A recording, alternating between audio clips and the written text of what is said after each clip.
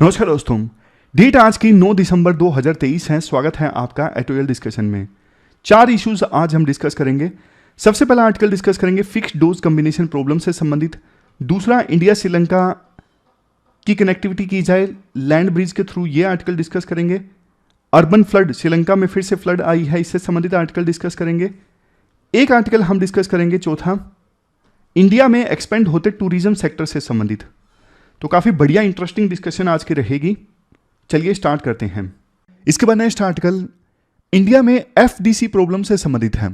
FDC मतलब fixed dose combination. आप GS paper 2 के इन टॉपिक्स से आर्टिकल को रिलेट कर सकते हो। पहला क्वेश्चन मैं आपसे पूछता हूं, एफडीसी का मतलब क्या है, मतलब फिक्स्ड डोज कॉम्बिनेशन का मतलब क्या है। एग्जाम्पल की सहायता से बताता हूं। अक्सर देखो, जब किसी को बुखार होता है ना, तो डॉक्टर्स ना 2 टेबलेट्स प्रिस्क्राइब कर देते हैं, एक पैरासीटामोल और दूसरा बहुत बार विटामिन सी की टेबलेट्स भी प्रिस्क्राइब कर दी जाती हैं इम्यूनिटी वगैरह को स्ट्रोंग करने के लिए। पैरासीटामोल की टेबलेट अलग से और विटामिन सी की टेबलेट अलग से। लेकिन कोई चालाक ड्रग मैन्युफैक्चरिंग कंपनी है XYZ, उसका दिमाग चला कि डॉक्टर्स 2 अलग अलग टेबलेट्स प्रिस्क्राइब करते हैं, इससे अच्छा दोनों को कंबाइन करके हम एक सिंगल टेबलेट मैन्युफैक्चर करते हैं, उसको एक अलग नाम से बेचते हैं, उसका नाम होगा पैरावीटा। ये सिर्फ आपको मैं एग्जांपल दे रहा हूं, पैरावीटा। अब वो सिंगल टेबलेट होगी ना पैरावीटा, वो एक प्रकार से कॉम्बिनेशन है 2 टेबलेट्स का, पैरासीटामोल का और विटामिन सी की टेबलेट का। अब पेशेंट्स को 2 अलग अलग टेबलेट्स लेने के बजाय सिर्फ एक टेबलेट लेनी पड़ेगी पैरावीटा, जिसमें दोनों टेबलेट्स इन्वॉल्व होंगी। ये ड्रग मैन्युफैक्चर करने लगी ड्रग मैन्युफैक्चरिंग कंपनी, तो डॉक्टर्स अब सिर्फ एक ड्रग को प्रिस्क्राइब करने लगे, पैरावीटा। ये है फिक्स डोज कॉम्बिनेशन। पैरावीटा क्या है? फिक्स डोज कॉम्बिनेशन यानी एफडीसी। एफडीसी का फायदा तो देखो, आपने सीधा सीधा देखा कि कस्टमर्स अच्छे से कंप्लाई कर लेते हैं, डॉक्टर जो भी प्रिस्क्राइब करता है। मल्टीपल टेबलेट्स लेने के बजाय सिंगल टेबलेट ले लेते हैं, जो कि लेना आसान भी है। लेकिन देखो, एफडीसी के मार्केट में आने से पहले रेगुलेटरी अप्रूवल बहुत ज्यादा क्रिटिकल है। मतलब रेगुलेटरी बॉडीज का अप्रूवल मिलना बहुत ज्यादा जरूरी है, क्योंकि देखो, जब आप 2 ड्रग्स को कंबाइन करते हो ना और एफडीसी बनाते हो, तो कई सारे नेगेटिव रिपरकशंस भी सामने आ सकते हैं। हो सकता है कि पैरासीटामोल या फिर विटामिन सी की जो टेबलेट है, दोनों में से एक की जो एफिशिएंसी है वो खत्म हो जाए एक्ट करने की। यह भी हो सकता है कि दोनों ड्रग्स को जब कंबाइन किया जाए तो हार्मफुल इफेक्ट सामने आने लगे। इसलिए रेगुलेटरी अप्रूवल बहुत ज्यादा जरूरी है। लेकिन फार्मा इंडस्ट्री को ना एफडीसी को प्रमोट करना बहुत अच्छा लगता है। उसके रीजंस भी हैं। जैसे देखो, कई बार ना प्राइस कंट्रोल होता है कुछ टेबलेट्स पे। फॉर एग्जांपल, पैरासीटामोल की टेबलेट पे ना प्राइस कंट्रोल है कि आप 2 रुपए से महंगी इस टेबलेट को नहीं बेच सकते। पैरासीटामोल की टेबलेट आप मैक्सिमम 2 रुपए की बेच सकते हो। लेकिन जब पैरासीटामोल की टेबलेट को विटामिन सी की टेबलेट के साथ मिला के एफडीसी बनाया जाएगा ना, उस पर कोई प्राइस कंट्रोल नहीं है। उसको फिर ड्रग मैन्युफैक्चरर 10 रुपए में भी बेच सकते हैं, 20 रुपए में भी बेच सकते हैं। तो प्राइस कंट्रोल से बचने के लिए बहुत बार फार्मा इंडस्ट्री एफडीसी को प्रमोट करती है। नेक्स्ट पॉइंट देखो, कई बार ना सिंगल जेनरिक ड्रग्स में कंपटीशन बहुत ज्यादा होता है, तो बड़ी बड़ी जो ड्रग मैन्युफैक्चरिंग कंपनीज है ना, वो एफडीसी बनाती हैं और उसमें अपनी मोनोपोली स्टैब्लिश कर लेती हैं ताकि ज्यादा प्रॉफिट कमाए जा सके। और फिर एक रीजन ये भी है, ये हमारे देश में ड्रग रेगुलेशन का दुर्भाग्य भी है कि हमारे देश में ना फिक्स्ड डोज कॉम्बिनेशन वाली जो ड्रग्स है ना, इन ड्रग्स की क्वालिटी को टेस्ट करने के लिए प्रॉपर स्टैंडर्ड्स नहीं है। देखो, क्वालिटी को चेक करने के लिए प्रॉपर स्टैंडर्ड्स हैं ही नहीं, तो फायदा है ना ड्रग मैन्युफैक्चरिंग कंपनीज को। फिर तो क्वालिटी फेल होने का खतरा बहुत कम है। मार्केट में ड्रग्स लाएंगे, कुछ भी ले आए, क्वालिटी को चेक करने के लिए स्टैंडर्ड्स तो है ही नहीं, तो फिर क्वालिटी फेल होने का डर ही नहीं है। ड्रग रेगुलेटरी बॉडीज हमें रोकेंगी नहीं कि आपकी क्वालिटी खराब है। कुछ डेटा भी दिया जाता है इसके बाद आर्टिकल में। 2020 में देखो 60.5% जो एंटीबायोटिक फिक्स्ड डोज कॉम्बिनेशन वाली ड्रग्स बेची गई ना, वो अनअप्रूव्ड थी, यानी बिना अप्रूवल के बेची गई। और उससे भी ज्यादा दुख वाली बात यह है 9.9% एफडीसी वाली ड्रग्स तो ऐसी बेची गई जो बैन थी, सरकार ने बैन कर रखा था, फिर भी वो बेची गई। क्यों बेची गई उसके रीजंस भी हैं। देखो, लगातार जो स्टेट ड्रग कंट्रोलर्स है ना, वो रूल्स को तोड़ती हैं। डीसीजीआई एक बॉडी है, drug controller general of India. Drug controller general of India से अभी ड्रग को अप्रूवल नहीं मिला, इस बॉडी ने अभी ड्रग्स को क्लियर नहीं किया। उससे पहले ही स्टेट ड्रग कंट्रोलर जो है मैन्युफैक्चरर को लाइसेंस दे देती है पैसे लेके कि हां आप ड्रग को मैन्युफैक्चर कर लीजिए। भैया आप इंतजार तो कीजिए डीसीजीआई से अप्रूवल मिलने का, तभी किसी मैन्युफैक्चरर को लाइसेंस दीजिए ना उस ड्रग को मैन्युफैक्चर करने का। लेकिन नहीं, कई बार ऐसा होता है कुछ ड्रग्स को बैन भी कर दिया जाता है, कुछ एफडीसी वाली ड्रग्स को बैन भी कर दिया जाता है, तो मैन्युफैक्चरर जो है वो सिमिलर ड्रग्स को फिर से मार्केट में लेके आ जाता है। एग्जैक्टली सेम नहीं, थोड़ा बहुत कॉम्बिनेशन चेंज कर दिया, मतलब जो ड्रग बैन हुई है उसी का अल्टरनेटिव। इस मामले में देखो जुडिशरी की भी कुछ गलती है। जैसे देखो, एक हाई कोर्ट ये कहती है डीसीजीआई ने जो फिक्स्ड डोज कॉम्बिनेशन वाली ड्रग को बैन किया है ना अंडर सेक्शन 26A के अंतर्गत वो सही है, जबकि दूसरी हाई कोर्ट कह देती है कि डीसीजीआई ने जो बैन किया है एफडीसी वाली ड्रग को वो गलत है, ये इसकी जुडिक्शन से बाहर है। तो जुडिशियल इनकंसिस्टेंसी की वजह से भी फिक्स्ड डोज कॉम्बिनेशन वाली प्रॉब्लम जो है वो एड्रेस नहीं हो पा रही है। इस वजह से हो क्या रहा है, एफडीसी वाली ड्रग्स पेशेंट्स बहुत कंज्यूम हो रहे हैं, तो एंटी माइक्रोबियल रेसिस्टेंस का भी खतरा बहुत ज्यादा बढ़ गया है। अलार्मिंग चीज देखो ये भी है, कई दशकों से ये एफडीसी की प्रॉब्लम जो है वो चली आ रही है, बट हमारे देश में जो रेगुलेटरी बॉडीज है ना, ड्रग को रेगुलेट करने वाली बॉडीज, वो इस समस्या को टैकल करने में पूरी तरह से असक्षम साबित हुई हैं। तो अब सरकार को इस इशू को लेकर सीरियस होना चाहिए, फिक्स्ड डोज कॉम्बिनेशन वाली प्रॉब्लम। चलते हैं आगे। इसके बाद next article India Sri Lanka relations से संबंधित है। आप जीएस पेपर सेकंड के इस टॉपिक से आर्टिकल को रिलेट कर सकते हो। टी रामाकृष्णन ने यह आर्टिकल लिखा है।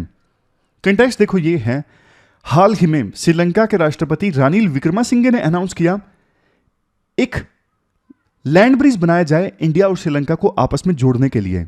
ये जो रामेश्वरम है ना, रामेश्वरम से लेके तलाई मन्नार के बीच में एक लैंड ब्रिज बनाया जाए।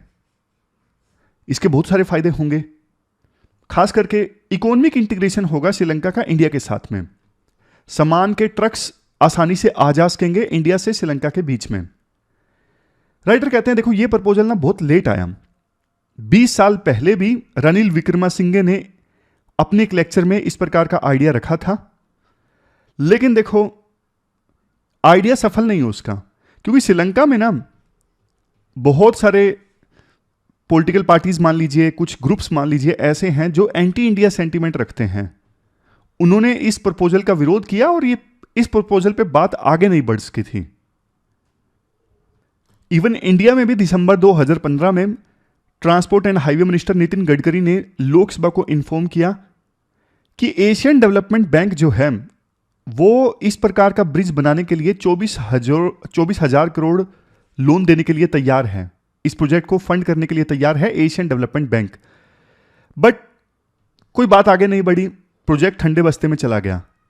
लेकिन इसी साल जुलाई में जब भारत के प्रधानमंत्री मोदी और श्रीलंका के राष्ट्रपति विक्रमासिंघे की बात हुई ना, तो जॉइंट स्टेटमेंट में इंडिया और श्रीलंका के बीच में लैंड कनेक्टिविटी को मेंशन मिला। कहा कि जल्द से जल्द इस प्रोजेक्ट पे फिजिबिलिटी स्टडी जो है वो कंडक्ट करवाई जाए अर्लीस्ट डेट पे, मतलब जितना जल्दी हो सके। फिर नवंबर में श्रीलंका के राष्ट्रपति ने, देखो अपने आंसर्स में ये डेट वगैरह याद रखने की आवश्यकता नहीं है, बस एक बड़ी पिक्चर आपको समझ में आ जाए कि प्रोजेक्ट को लेके अभी सिचुएशन क्या है, इसलिए मैं आपको बता रहा हूं। अदरवाइज ये यूपीएससी के आंसर्स में कोई फायदा नहीं है इन डेट वगैरह को याद रखने का।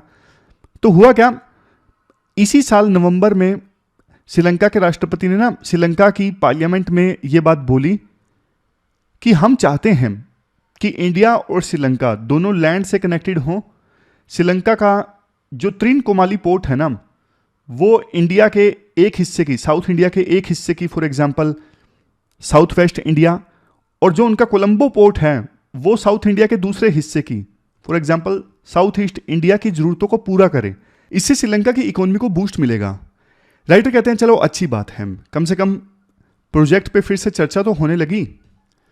वैसे देखो 1970 में भी ना इलेक्ट्रिसिटी की ट्रांसमिशन लाइंस की कनेक्टिविटी को लेके प्रपोजल आया था कि इंडिया और श्रीलंका का जो इलेक्ट्रिसिटी नेटवर्क है ना उसे आपस में जोड़ा जाए, ताकि कभी इंडिया को श्रीलंका से इलेक्ट्रिसिटी परचेज करनी हो तो भी की जा सके और श्रीलंका को इंडिया से करनी हो तो भी की जा सके। लेकिन कुछ नहीं हुआ, तब से लेके अभी तक कुछ नहीं हुआ।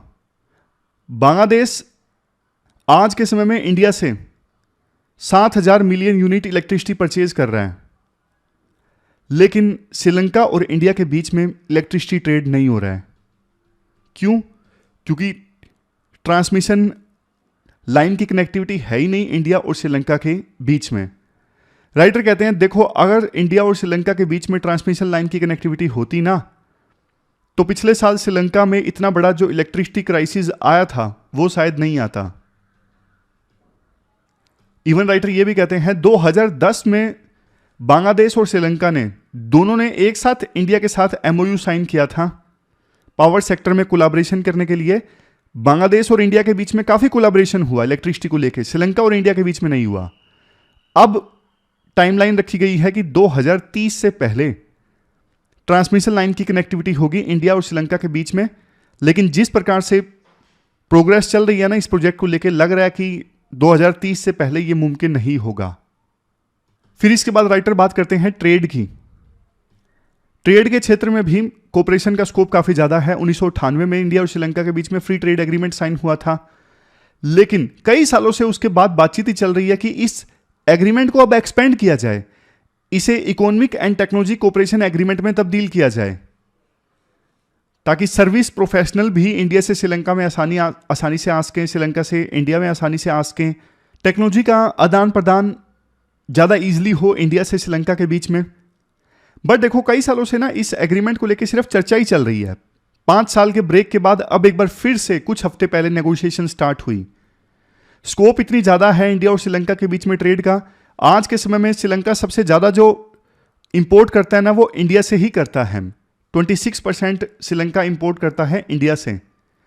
टूरिज्म के मामले में सबसे ज़्यादा टूरिस्ट श्रीलंका में इंडिया से ही जाते हैं और टूरिज्म सेक्टर श्रीलंका की इकोनॉमी के लिए बहुत ज़्यादा इंपॉर्टेंट है। बांग्लादेश के साथ जहां इंडिया का ट्रेड अब पहुंच गया है $18.14 बिलियन, श्रीलंका के साथ सिर्फ $5.54 बिलियन। तो ट्रेड को एक्सपेंड करने का स्कोप काफी ज्यादा है, बट दिक्कत वही है एग्रीमेंट नहीं हुआ है अभी, economic and technology cooperation agreement. Sri Lanka का देखो ये ट्रैक रिकॉर्ड रहा है। श्रीलंका में पावर ट्रांजिशन इजीली हो जाता है, मतलब कोई पार्टी हारती है ना, हार स्वीकार करके वो सत्ता छोड़ देती है। इस मामले में श्रीलंका अच्छा है, बट दिक्कत श्रीलंका में ये है जो एंटी इंडियन नेशनलिस्ट फोर्सेस है ना वो कोई ठोस एग्रीमेंट साइन करने नहीं देती इंडिया के साथ में। इंडिया को देखो उन्हें भी कन्विंस करवाना होगा कि आपके अपने इंटरेस्ट अपनी जगह हैं, जो भी आप राजनीति कर रहे हो इंडिया के खिलाफ नफरत फैला के, इंडिया को विलेन बना के, वो अपनी जगह है, बट इंडिया के साथ ट्रेड एग्रीमेंट साइन करने से आपके ही देश के लोगों का फायदा होगा। लास्ट में राइटर ये बोलते हैं देखो अभी रिश्तों में फिर से एक मोमेंटम आया है। हाल ही में फेरी सर्विस स्टार्ट हुई नागापट्टिनम और कंकेश संथुरई के बीच में। जॉइंट वेंचर एग्रीमेंट भी साइन हुआ इंडिया के national dairy development board, Gujarat cooperative milk marketing federation और श्रीलंका के कारगिल्स के बीच में, ताकि श्रीलंका डेयरी सेक्टर में सेल्फ सफिशिएंसी हासिल कर सके। तो इसी मोमेंटम को अब आगे ले जाने की आवश्यकता है। ट्रांसमिशन लाइन में कनेक्टिविटी आए इंडिया और श्रीलंका के बीच में, फ्री ट्रेड एग्रीमेंट को एक्सपेंड किया जाए, लैंड ब्रिज इस्टेब्लिश हो श्रीलंका और इंडिया के बीच में, इससे दोनों देशों को फायदा होगा। तो ये पूरा आर्टिकल हमने डिस्कस किया इंडिया श्रीलंका रिलेशंस से संबंधित। चलते हैं आगे। इसके बाद नेक्स्ट आर्टिकल टूरिज्म सेक्टर से संबंधित है। आप जीएस पेपर 3 के इस टॉपिक से आर्टिकल को रिलेट कर सकते हो। कंटेक्स्ट देखो ये है, बर्नस्टीन ने ना हाल ही में एक रिपोर्ट पब्लिश की जिसमें यह कहा गया इंडिया ना अब वर्ल्ड में 5वें नंबर पे सबसे बड़ी ट्रैवल मार्केट बनने के लिए तैयार है। 2027 में इंडिया में आउटबाउंड ट्रैवल की जो मार्केट है ना वो 89 बिलियन डॉलर की हो जाएगी। आप पूछोगे सर ये आउटबाउंड ट्रैवल का क्या मतलब है? आउटबाउंड ट्रैवल मतलब हमारे देश से कितने लोग जा रहे हैं दूसरे देशों में ट्रैवल करने के लिए। जैसे कुछ लोग श्रीलंका घूमने जाते हैं, कुछ मालदीव घूमने जाते हैं, कुछ बाली घूमने जाते हैं, ये सब आउटबाउंड ट्रैवल में आता है।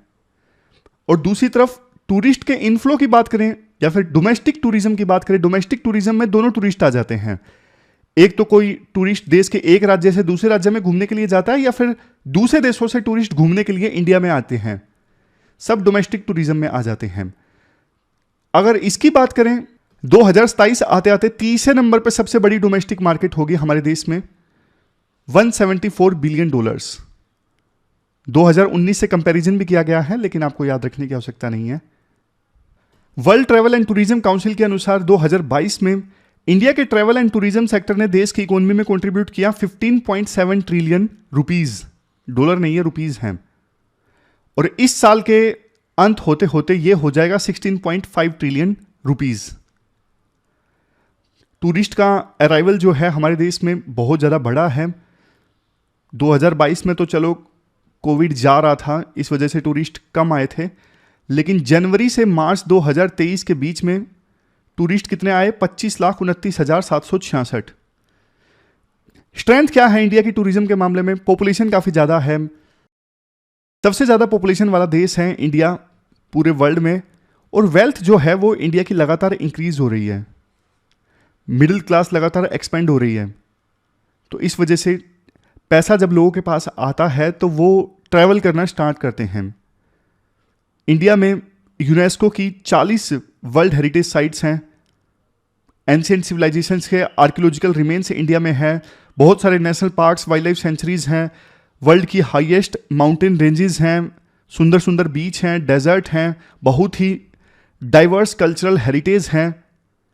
मतलब इंडिया बहुत ज़्यादा डाइवर्स है ज्योग्राफी के मामले में भी और कल्चर के मामले में भी। तो टूरिस्ट देखने के लिए आते हैं। सरकार पॉलिसी सपोर्ट भी प्रोवाइड करती है। मिनिस्ट्री ऑफ टूरिज्म को 290 मिलियन डॉलर्स दिए, बहुत ही कम है हालांकि।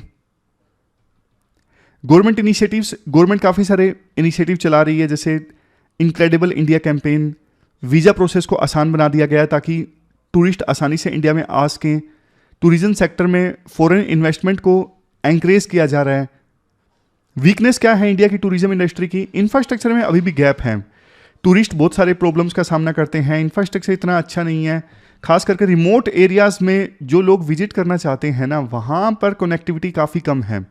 Travel and tourism competitiveness index 2021 में इंडिया की रैंकिंग 54 थी out of 141 countries. Infrastructure gap है। सेफ्टी एंड सिक्योरिटी कंसर्न्स हैं। अक्सर हम ये खबरें सुनते हैं कि महिलाएं, जो टूरिस्ट महिलाएं हैं, उनके साथ में फ्रॉड हो जाता है या फिर हरासमेंट उनकी होती है। पहले ही से ये चीज़ें बहुत कम हुई हैं, लेकिन पूरी तरह से ख़त्म हुई हैं ये तो नहीं कहा जा सकता। ये वही पॉइंट आ गया, lack of connectivity to remote areas. Tourism industry हमारे देश में ना संगठित नहीं है। संगठित होना, ऑर्गेनाइज्ड हो तो और भी ज़्यादा फायदा हो, सरकार को सपोर्ट देना और भी ज़्यादा आसान बन जाए। इन्वायरमेंटल इम्पैक्ट है, जैसे उत्तराखंड जैसे राज्यों में ओवर टूरिज्म की दिक्कत है। टूरिज्म की दिक्कत नहीं है, वहाँ पे ज़्यादा टूरिस्ट जा रहे हैं हिमाचल प्रदेश में, उत्तराखंड में, इस वजह से लोकल इन्वायरमेंट को नुकसान पहुँच रहा है। वे फॉरवर्ड क्या होना चाहिए, क्या करना चाहिए? टूरिज्म फ्रेंडली इंफ्रास्ट्रक्चर में सरकार इन्वेस्ट करे, ट्रांसपोर्ट इंफ्रास्ट्रक्चर अच्छा करे ताकि एक राज्य से दूसरे राज्य में जाना, एक टूरिस्ट साइट से दूसरी टूरिस्ट साइट पे जाना आसान हो। बस आसान से मिल जाएं, ट्रेन आसानी से मिल जाएं। Next, diversification of tourism offering. अभी देखो अनेकों तरह का टूरिज्म होता है, जैसे देखो रिलीजियस टूरिज्म है, स्पिरिचुअल टूरिज्म है, रूरल टूरिज्म है, नेचर से संबंधित टूरिज्म है, एग्री टूरिज्म है। तो अलग अलग टाइप के जो टूरिज्म है ना, उनको प्रमोट करने की आवश्यकता है। वो अभी हमारा देश उतना अच्छे से नहीं कर रहा है। Next, government policies and sport. Government देखो स्पोर्ट तो प्रोवाइड कर रही है, लेकिन ज़्यादा स्पोर्ट सरकार प्रोवाइड कर सकती है। लोकल कम्युनिटीज़ के साथ कोलैबोरेट कर सकती हैं, प्राइवेट सेक्टर के साथ कोलैबोरेट कर सकती है, ताकि टूरिज्म डेवलपमेंट के लिए एक अच्छा इन्वायरमेंट पैदा हो।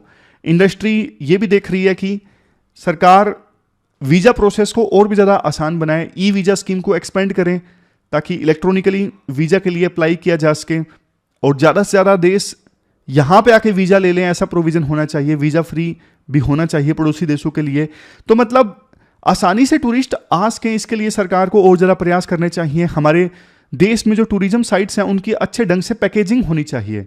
कई सारे देशों ने, फॉर एग्जांपल मालदीव ने, इंडोनेशिया ने ना अपनी टूरिस्ट साइट्स की ना मार्केटिंग अच्छे से की है, पैकेजिंग अच्छे से की है, बट हमारा देश कहीं ना कहीं इसमें लैग कर रहा है। ये देखो अगला पॉइंट इसी से संबंधित है। मैं इवन अपना एक्सपीरियंस आपको बताता हूँ। मैंने आपको बताया ना कि मैं इंडोनेशिया गया था, वो व्हीकल वाली जब बात आई थी। तो इंडोनेशिया में कुछ जो थोड़ी बहुत घूमने की जगह देखी ना, उसमें क्या हुआ, एक गेट था, जैसे हंडारा गेट था, आप सर्च मारिएगा हंडारा गेट, कुछ भी नहीं है, वो गेट है सिर्फ। नेट पे अगर आप सर्च मारोगे तो ऐसा लगेगा कि जैसे हंडारा गेट कोई बहुत बड़ी टूरिस्ट डेस्टिनेशन है घूमने के लिए, लेकिन वो सिर्फ एक गेट है। गेट के आगे बड़ा सा गेट है, पुराना टाइप का लगता है, और उसके आगे फोटो खिंचवाते हैं। अब चूंकि सोशल मीडिया पर रील्स वायरल हो गई, उस गेट के सामने जो इन्फ्लुएंसर्स हैं उन्होंने वो रील वायरल कर दी, तो वहाँ पे बहुत से लोग घूमने आने लगे और इससे लोकप्रियता बहुत ज़्यादा बढ़ गई। तो कहने का मतलब क्या हुआ, जगह इतनी अच्छी नहीं थी, लेकिन मार्केटिंग और पैकेजिंग ऐसे हुई कि वहाँ पे जाके पता लगता है कि अरे यार यहाँ तो नहीं आना चाहिए था, कुछ भी नहीं है घूमने का। लेकिन हमारे देश में बहुत अच्छी अच्छी जगह है घूमने की। मतलब सरकार को पैकेजिंग और मार्केटिंग अच्छे से करनी होगी। वैसे इसी हफ्ते मैं अमृतसर भी गया था, बहुत अच्छी जगह है, और फोटो भी डाली थी। और फोटो डाली ना जलियांवाला बाग की। इतने सारे बच्चों ने बोला कि सर आप इतने उदास क्यों हो, हंस क्यों नहीं रहे हो। जलियांवाला बाग में जाके कौन हंसेगा यार। मतलब सेक्रीफाइस को हम याद कर रहे हैं, सीरियस इशू है, फील करते हो आप उनके सेक्रीफाइस को। अब फोटो हंसती हुई कैसे लगेगी, जगह के हिसाब से होती हैं चीज़ें। चलो खैर, अगले इशू की तरफ हम चलते हैं, अर्बन फ्लड। इसके बाद नेक्स्ट आर्टिकल देखो, चेन्नई में आई फ्लड से संबंधित है। 3 दिसंबर और 4 दिसंबर ऑलमोस्ट 16 घंटे तक मिचोंग साइक्लोन जो है चेन्नई के कोस्ट के नज़दीक घूमता रहा, चक्कर लगाता रहा, जिसकी वजह से भारी बारिश हुई और अब चेन्नई जो है वो फ्लड से जूझ रही है। इससे पहले भी चेन्नई में भयंकर बाढ़ आई थी 2015 में। बट क्वेश्चन देखो यही उठता है कि बार बार हमारी जो सिटीज़ हैं वो बाढ़ का सामना क्यों करती हैं, क्या रीजंस हैं, अर्बन फ्लड्स क्यों आती हैं। यूपीएससी ने कई बार इस मुद्दे पर क्वेश्चन पूछा है। एक बार तो 2016 में यूपीएससी ने दोनों पेपर्स में ये क्वेश्चन पूछ लिया था, जीएस पेपर 1 में भी और जीएस पेपर 3 में भी, क्योंकि अर्बन फ्लड्स की वजह से देखो बहुत नुकसान होता है। तो डिटेल से इस इशू को हम समझते हैं। अगर देखो रीजंस की बात करें, सबसे पहले कि अर्बन फ्लड्स क्यों आती हैं बार बार हमारे देश की सिटीज में। पहला है मेट्रोलॉजिकल फैक्टर। अब बारिश कई बार देखो एकदम से ज़्यादा आ जाती है, बहुत ही ज़्यादा। जैसे इस केस में मिचोंग साइक्लोन की वजह से बारिश बहुत ज़्यादा आ गई, बहुत ही ज़्यादा। मुंबई में फ्लड्स आई थी 2005 में, उसका भी रीज़न यही था कि एकदम से 24 घंटे में बहुत ज़्यादा बारिश का आ जाना। तो मेट्रोलॉजिकल फैक्टर सबसे बड़ा फैक्टर है जिसकी वजह से कई बार कई सिटीज़ में एकदम से बाढ़ आ जाती है। दूसरा है हाइड्रोलॉजिकल फैक्टर्स। हाइड्रोलॉजिकल फैक्टर्स मतलब देखो बारिश से पानी ज़्यादा आ रहा है, लेकिन उतना पानी ज़मीन के नीचे नहीं जा रहा है, इनफिल्ट्रेट नहीं हो रहा है। इवन जो सीवरेज वगैरह हैं उनकी कैपेसिटी भी फुल हो चुकी है, तो फिर पानी जाएगा कहाँ, बाढ़ में ही तो तब्दील होगा, फ्लड आएगी ही आएगी। और कितना पानी नीचे इनफिल्ट्रेट करेगा बहुत से फैक्टर्स पे डिपेंड करता है, जैसे सोइल कैसी है, नीचे जो सोइल है वाटर रिटेंशन कैपेसिटी कैसी है, वेजिटेशन कवर कैसा है, बहुत से फैक्टर्स पे डिपेंड करता है पानी नीचे कितना ज़्यादा इनफिल्ट्रेट होगा। तो ये दूसरा फैक्टर रिस्पॉन्सिबल है, हाइड्रोलॉजिकल फैक्टर। इस प्रकार से देखो स्ट्रक्चरल वे में आप लिखोगे ना तो एग्जामिनर के लिए काफ़ी आसान हो जाएगा, आंसर्स में वो ज़्यादा मार्क्स देगा। इसके बाद नेक्स्ट है ह्यूमन फैक्टर्स। ह्यूमन फैक्टर्स में क्या आएगा, देखो आज के समय में नेचुरल इन्वायरमेंट में ह्यूमन बींग्स का जो इंटरफेरेंस है ना काफ़ी ज़्यादा बढ़ गया है। जैसे आपने देखा होगा शहर के अंदर कोई नदी या फिर नहर जा रही है तो उसके रिवर बेड पर एंक्रोचमेंट हो गया लैंड का, कंस्ट्रक्शंस बहुत ज़्यादा हो गया है। तो रिवर बेड पे जब कंस्ट्रक्शन हो जाएगा तो पानी का जो नेचुरल फ्लो है वो डिसरप्ट होगा। बहुत बार तो ऐसा भी देखा जाता है कि नदी में सीवरेज का पानी आता है, इंडस्ट्रीज का वेस्ट आता है, इस वजह से नदी में दूसरी वाटर बॉडी में सिल्टेज हो जाता है, मिट्टी वगैरह जमा हो जाती है, तो इससे पानी को एकोमोडेट करने की जो कैपेसिटी है ना वाटर बॉडी की, वो भी कम हो जाती है। जैसे देखो यहाँ पर ना बेंगलोर का एग्जाम्पल दिया जाता है। यहाँ पे एक रिवर है दक्षिणा पिनाकिनी। अब अथॉरिटीज के द्वारा ना और लोगों के द्वारा मान लिया गया जैसे अब ये रिवर पूरी तरह से ड्राई हो चुकी है, सूख चुकी है। पिछले 30 सालों से ये मान के चला जा रहा था कि रिवर अब सूख चुकी है, लेकिन एकदम से बारिश हुई ना तो इस रिवर में पानी तो बल्कि ओवरफ्लो करने लगा। अब चूंकि अथॉरिटीज लोग मान चुके थे कि ये रिवर ड्राई हो चुकी है, रिवर बेड पर कंस्ट्रक्शन हो चुकी थी बहुत ज्यादा, बट वो सारे नए कंस्ट्रक्शन वाले एरियाज पानी में डूब गए जब रिवर में पानी ओवरफ्लो करने लगा। इसके बाद देखो नेक्स्ट पॉइंट है प्लानिंग संबंधित इश्यूज। अर्बनाइजेशन हमारे देश में कई सिटीज में ना बहुत ज्यादा हैपहैजार्ड वे में चल रहा है, सिस्टमेटिक ढंग से नहीं चल रहा है। कहीं भी कुछ भी कंस्ट्रक्शन हो रहा है, और शहरों में तो आपको पता है कंक्रीट का पूरा जंजाल बन जाता है, पानी नीचे आसानी से जाता नहीं है कंक्रीट को क्रॉस करके। बेंगलोर जैसी सिटीज ना मॉडरेट रेनफॉल हो उसको भी नहीं झेल पाती, इतनी ज्यादा बारिश हो गई 130 mm एक दिन में, उसको तो क्या ही झेल पाएंगी। क्योंकि देखो बेंगलोर में पानी की समस्या ना पहले भी थी, विभिन्न जो सरकारें हैं ना, लोकल बॉडी हैं, उन्होंने इनफ नहीं किया टाइमली कि हाँ फ्यूचर में इस प्रकार से अगर बारिश हो गई तो सिटी का क्या हाल होगा। पहले से प्रोएक्टिव एक्शन लिया जाना चाहिए था। तो इस प्रकार से काजेज तो देखो हमने काफी सारे डिस्कस कर लिए, अर्बन फ्लड आती क्यों है। अब बात करते हैं इंपैक्ट की। सबसे बड़ा इंपैक्ट तो देखो शहरों में जब बाढ़ आती है ना तो इकोनॉमिक एक्टिविटीज डिसरप्ट होती हैं, बहुत पैसों का नुकसान होता है। जैसे मुंबई में बाढ़ आई थी 2005 में, बीएससी और एनएससी के ऑपरेशंस डिसरप्ट हो गए थे, $100 मिलियन का नुकसान हो गया था सिर्फ इसी वजह से। बाकी न जाने कितनी और एक्टिविटीज डिसरप्ट हुई बाढ़ की वजह से। बेंगलोर में भी ऐसा ही हो रहा है। बेंगलोर तो हमारे देश की सिलिकॉन वैली है, इतने स्टार्टअप्स हैं वहां पे। वैसे पूरे बेंगलोर में बाढ़ नहीं आई, कुछ इलाकों में है, लेकिन जहां भी आई वहां की देखो एक्टिविटीज तो प्रभावित हुई ना। जब बाढ़ का पानी जाता है तो इन्फेक्शन फैलने का खतरा रहता है, और बाढ़ के पानी में देखो बहुत गंदे हार्मफुल केमिकल्स भी मिल जाते हैं, क्योंकि बाढ़ तो हर एरिया में आती है ना, इंडस्ट्रियल एरिया में भी आती है जहां पे हार्मफुल केमिकल्स होते हैं, वो सारे बाढ़ के पानी में मिल जाते हैं। तो फिर ह्यूमन बींग्स का, दूसरे एनिमल्स का एक्सपोजर जब होता है ना उस पानी से, तो खतरा काफी ज्यादा बढ़ जाता है। कुछ जनरल पॉइंट्स हैं जो आप लिख सकते हो। इंफ्रास्ट्रक्चर को नुकसान होता है। अब सिटीज में बाढ़ आएंगी बार बार तो सिटीज फिर इन्वेस्टमेंट फ्रेंडली नहीं रहती, देश की ओवरऑल जो तस्वीर है ना इन्वेस्टमेंट के लिए वो खराब होती है। ये सब चीजें हैं।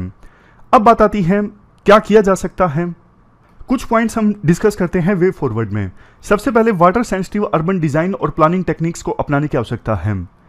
मतलब जब देखो कंस्ट्रक्शन होना वो प्लानिंग के हिसाब से हो कि अगर बाढ़ आ जाती है तो पानी कहाँ जाएगा, पानी के ड्रेनेज का प्रॉपर मैकेनिज्म होना चाहिए। इसके लिए वाटर बॉडीज के आसपास जो भी एंक्रोचमेंट हुआ है ना उसे खत्म किया जाए, मतलब पर्टिकुलरली आइडेंटिफाई किया जाए कि ये इलीगल एक्टिविटीज हुई हैं रिवर बेड में या फिर दूसरी वाटर बॉडी के आसपास, उन्हें डिस्ट्रॉय किया जाए। अभी फिलहाल जितने भी वेटलैंड्स या फिर वाटर बॉडीज हैं किसी सिटी में, उसका कॉम्प्रिहेंसिव डेटाबेस तैयार किया जाए और उनको रिवाइव करने का प्लान स्टार्ट किया जाए। नेक्स्ट पॉइंट, अब चूंकि देखो शहरों में ना पॉपुलेशन बहुत ज़्यादा बढ़ जाती है, लेकिन जो सीवरेज है ना उनका इंफ्रास्ट्रक्चर उतना तेजी से एक्सपेंड नहीं होता, तो लोकल बॉडीज और सरकारें मिलकर जो सीवरेज इंफ्रास्ट्रक्चर है ना उसको भी एक्सपेंड करे इंक्रीज हुई पॉपुलेशन के हिसाब से। नेक्स्ट पॉइंट काफी जनरल है, अलग अलग बॉडीज मिलके काम करें। और आजकल ना एक नया कंसेप्ट इमर्ज होकर आया है स्पंज सिटीज। जैसे स्पंज का रसगुल्ला होता है ना सफेद, आपने देखा होगा, खाया भी होगा। तो स्पंज सिटीज में ना क्या होता है, ज्यादा पेड़ उगाए जाएं, ज्यादा पार्क्स इस्टेब्लिश किया जाए, मतलब बगीचे इस्टेब्लिश किए जाएं, ज्यादा ट्रीज उगाए जाएं, ताकि रेन वाटर आए ना वो एब्जॉर्ब हो सके, नीचे जा सके। और समर सीजन आने पे वही पानी जो नीचे गया है एक्विफाइड्स में स्टोर हुआ है, उसी पानी को यूज किया जा सकता है समर सीजन के दौरान। यह है स्पंज सिटीज का कंसेप्ट। इसमें क्या होता है, वाटर को स्टोर करने के लिए इंफ्रास्ट्रक्चर इस्टेब्लिश किया जाता है, जैसे पेड़, ट्रीज, ग्रीन कवर, ये सब चीजें। तो इससे पानी एब्जॉर्ब हो जाता है फ्लड के दौरान, और बाद में नीचे जो पानी स्टोर हुआ है एक्विफायर्स में, उसी पानी का इस्तेमाल किया जा सकता है समर सीजन के दौरान, उस सीजन में क्योंकि पानी की कमी हो जाती है। लास्ट में देखो ये कहा जा सकता है मिनिस्ट्री ऑफ अर्थ साइंस ने एक रिपोर्ट रिलीज की थी, क्लाइमेट चेंज असेसमेंट रिपोर्ट 2020 में। इसके अनुसार देखो हैवी रेनफॉल की जो फ्रिक्वेंसीज है ना अब बढ़ चुकी हैं, तो इससे पूरे भारत में फ्लड रिस्क इंक्रीज हो चुका है। तो आवश्यकता ये है अब हमको ना अडेप्ट करना है। इसके लिए union government, state government, local government तीनों को मिलकर काम करना होगा। इसके बाद देखो क्वेश्चंस देख लीजिए जो आपको अटेम्प्ट करने हैं। 2 क्वेश्चंस आपको अटेम्प्ट करने हैं। एक तो देखो फिक्स्ड डोज ड्रग कॉम्बिनेशन से संबंधित और दूसरा अर्बन प्लानिंग से संबंधित। दोनों क्वेश्चंस के आंसर आपको 250 वर्ड्स में देने हैं। ये थी हमारी आज की डिस्कशन। आज सैटरडे था। मिलते हैं मंडे को एक नई डिस्कशन के साथ में। तब तक के लिए बढ़िया से पढ़िए, अपना ख्याल रखिए। Thank you very much for discussion.